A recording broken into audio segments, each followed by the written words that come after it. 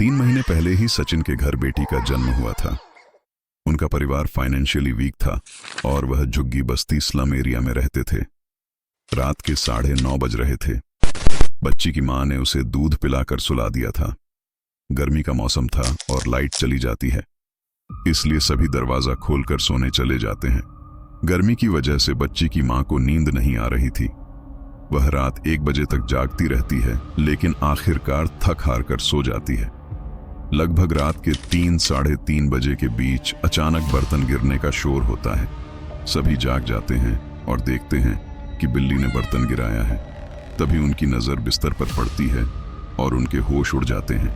बच्ची बिस्तर से गायब थी। 3 महीने की बच्ची खुद से कहीं जा तो सकती नहीं थी। ऐसे में उसे बिस्तर से गायब देख पूरे परिवार में हड़कंप मच गया।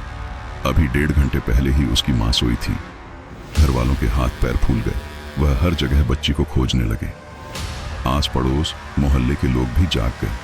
सभी उसकी तलाश में लग गए। घर का गेट खुला हुआ था। ऐसे में कोई भी घर में घुसकर बच्ची को उठा सकता था। सचिन ने दूर मोहल्ले जाकर अपनी बेटी के बारे में पता किया। किसी ने भी उसको ले जाते नहीं देखा था। आखिर 3 महीने की बच्ची अचानक गायब कैसे हो गई थी? रोते बिलखते हुए घर वाले सीधे कफ परेड पुलिस स्टेशन पहुंचे। पुलिस ने उनसे उस दिन का रूटीन पूछा और यह जाना कि पूरे दिन उनसे कौन कौन मिलने आया था, जिस पर घर वालों ने उसी शाम हुए उस झगड़े के बारे में बताया। 8 जुलाई 2021 रात 8 बजे सचिन के घर बेटी हुई। इसकी खबर मिलते ही कन्हैया उर्फ कन्नू, जो एक ट्रांसजेंडर था, अपने साथी के साथ आशीर्वाद देने के लिए आया। आशीर्वाद देने के बदले में उसने 1100, एक नारियल और साड़ी की मांग की। उस टाइम लॉकडाउन लगा हुआ था, काम धंधे बंद चल रहे थे, इसलिए फैमिली की फाइनेंशियल कंडीशन अच्छी नहीं थी, जिस कारण वह सिर्फ 200 साड़ी और नारियल के साथ बख्शीश पर देने लगे। इस पर कन्नू पूरे पैसे देने की जिद करने लगा। घर वालों ने समझाया कि काम धंधा चलने लगेगा तो वह उसे बाद में पूरे पैसे दे देंगे।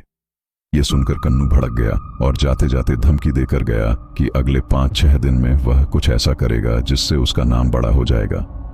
पूरा इंसिडेंट सुनते ही पुलिस ने सबसे पहले सीसीटीवी फुटेज से कन्नू का चेहरा आइडेंटिफाई किया और उसकी फोटो लेकर जगह जगह तलाशी शुरू कर दी। कन्नू का पूरा नाम कन्हैया दत्ता चौगले था। पुलिस उसके घर भी गई, पर वहां पर वह मिला नहीं।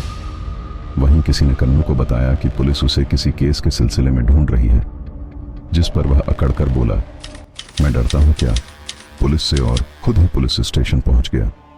एक तरफ कन्नू पुलिस स्टेशन पहुंचा, वहीं दूसरी तरफ पुलिस को समुद्र किनारे दलदल के पास नाले में एक बच्ची की लाश मिली।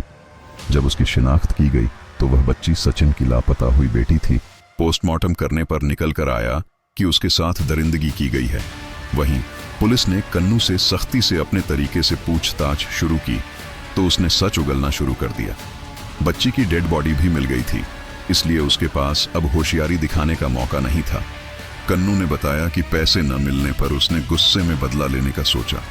वह रात के 3 बजे जब सब सो रहे थे तो अपने साथी सोनू के साथ चोरी छुपे घर में घुसकर बच्ची को उठा लेता है और उस बच्ची के साथ घिनौना काम करता है। उसके बाद उस बच्ची को समुद्र किनारे नाले में फेंक देता है, जहां उसकी दम घुटने से मौत हो जाती है। कुछ बातें यहां मैं क्लियर करना चाहूंगा कि कन्हैया उर्फ कन्नू एक ट्रांसजेंडर था, ना कि किन्नर। वह एक आदमी था जो एक औरत की तरह सजता तैयार होता था। ट्रांसजेंडर वह होते जो उस जेंडर को नहीं मानते जिसमें उनका जन्म होता है। कन्नू ने बताया कि उसने यह सब इसलिए किया ताकि आसपास के लोगों में डर बैठ जाए, और जब वह किन्नर बनकर किसी के घर शुभ मौके पर आशीर्वाद देने जाए तो उसके बदले में सब उसे मुंह मांगे पैसे या उपहार दें। 26 फरवरी 2024 मुंबई की सेशन कोर्ट ने इसे रेयरेस्ट ऑफ रेयर केस मानते हुए 24 साल के कन्हैया चौगले को पॉक्सो एक्ट के अंदर फांसी की सजा सुनाई। ये भारत के इतिहास का पहला मामला था जिसमें किसी ट्रांसजेंडर को फांसी की सजा सुनाई गई थी। हिंदू धर्म में किन्नर का विशेष स्थान है। उनके आशीर्वाद का बहुत महत्व माना जाता है, इसलिए कन्हैया का अपने फायदे के लिए किन्नर का रूप लेना और फिर ऐसे घिनौने अपराध करना बिल्कुल भी माफी के लायक नहीं है। तो ये था आज का केस। अपना ध्यान रखिए और चैनल को सब्सक्राइब जरूर करें।